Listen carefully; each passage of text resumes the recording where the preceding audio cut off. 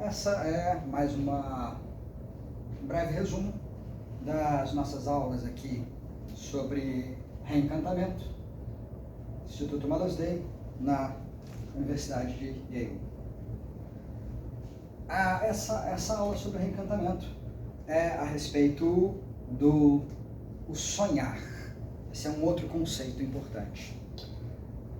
A primeira aula foi a respeito da história daqui da universidade e a ligação entre Jonathan Edwards e o reencantamento. Jonathan Edwards é uma figura central do reencantamento. E a segunda aula sobre a importância do mistério. Como é que o conceito de mistério, ligado ao conceito de sacramento, ligado ao Deus abscôndidos, nos dá não só uma perspectiva cristã sobre a natureza, perspectiva superior, assim como nos dá um ideal de sociedade. Como a sociedade deve se organizar para que os não conversos sejam os melhores não conversos possíveis. E quanto a essa questão do mistério, existe um conflito direto entre o reencantamento, que faz parte da vertente reformada clássica puritana, que vai de Edwards, Perkins, Ames, Ramos, ligada à aurora da Reforma até o século XIX. Não só a gente tem essa questão da Reforma Clássica diretamente ligado ao conceito do reencantamento, como a gente tem um conflito, do que eu estava falando agora há pouco. Esse conflito, um conflito direto entre a Reforma Clássica, que está ligada a essas pessoas, e a esse conceito, e o neocalvinismo. O neocalvinismo, ele traz o desencantamento do mundo para dentro da igreja e nivela a igreja e o mundo sob um mesmo desencantamento. A Reforma Clássica tanto vai contra o desencantamento, contra o mau encantamento, o misenchantment.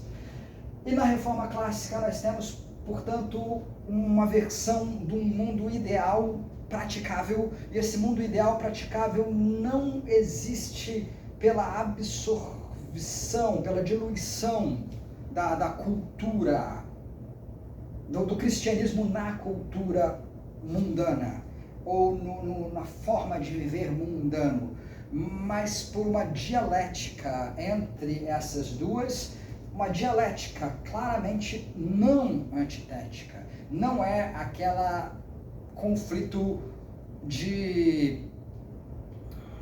não é aquele conflito típico que gera uma síntese, não é aquela dialética de dissolução, de mistura, também não é aquela dialética de confronto, mas uma dialética de paradoxo, onde a sabedoria cristã ganha controle e direciona o sentido do mundo. E o mundo não perde a sua cultura, não perde a sua estrutura, porque o cristianismo governa e invade o mundo através do mistério. Mas a nossa segunda aula aqui não é um mistério, desculpa pelo resumo, acabei invadindo uma aula na outra. A nossa segunda aula aqui é sobre sonhar, sobre ter uma vida valorosa, uma vida tilvárica, uma vida que vale a pena ser vivida. E para você alcançar essa vida que vale a pena ser vivida, um dos conceitos básicos do reencantamento, especialmente do reencantamento em Jonathan Edwards e em John Alstead, para você alcançar uma vida que vale a pena ser vivida, você precisa dominar o conceito de sonhar. O que não é sonhar?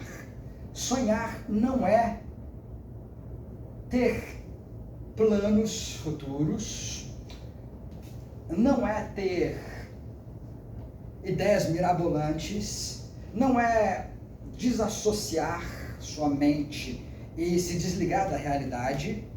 Isso não é sonhar, não é esse o conceito apropriado do sonhar no reencantamento.